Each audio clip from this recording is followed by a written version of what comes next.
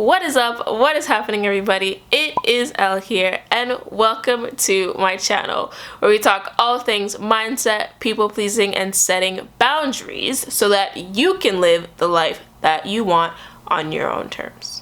We hear time and time again that no reward comes out of just being stagnant. No, reward or success comes from change, comes from growth, comes from learning.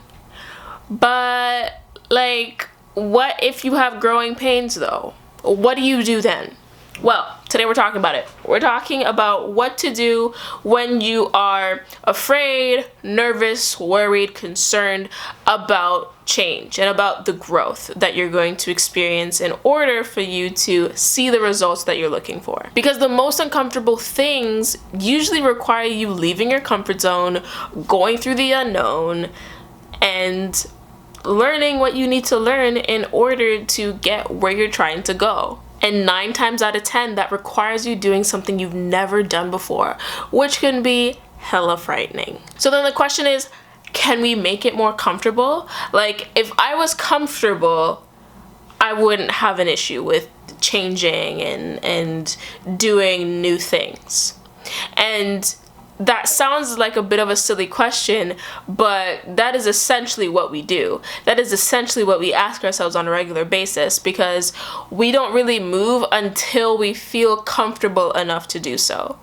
So, what should we do to prep ourselves for these growing pains that are inevitable but can be mitigated or less daunting with a few steps or some help?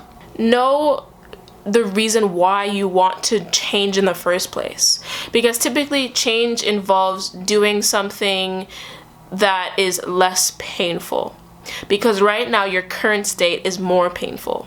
So I think that when you can remember your why, you remember the pain of the current state and then are thus more inclined to move into the more peaceful state, or the less painful state, if you will.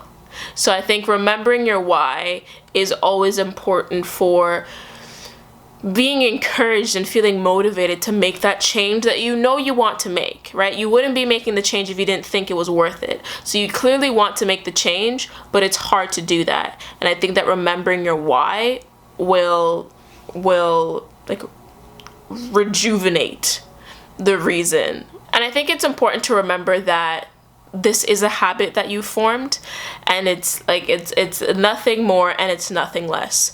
This isn't your entire being all wrapped up in one. This isn't the end all be all. You can change. So I think that when you can remember that this is simply a habit that you formed, you'll recognize that you can also unlearn the habit. Might not be as easy as you think or as simple as you think. Well, I think it is always simple, but it might not be as enjoyable, but it is possible to unlearn. And your mindset is key here. You have to have a good state of mind around change and what that change means.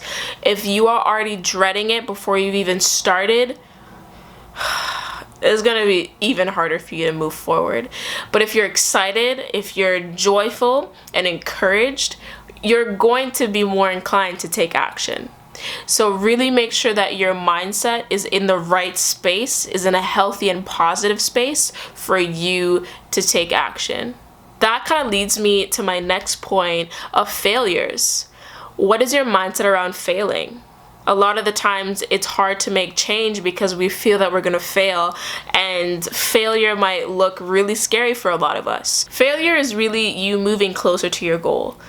There's that quote that says, success is just further down the line of failure, but that failure is a part of that journey to success. And then when you think about it that way, you're already on the journey for success, so let's just stay on it, And then the last thing is to attach a positive physical reaction to the thoughts that you have around this change.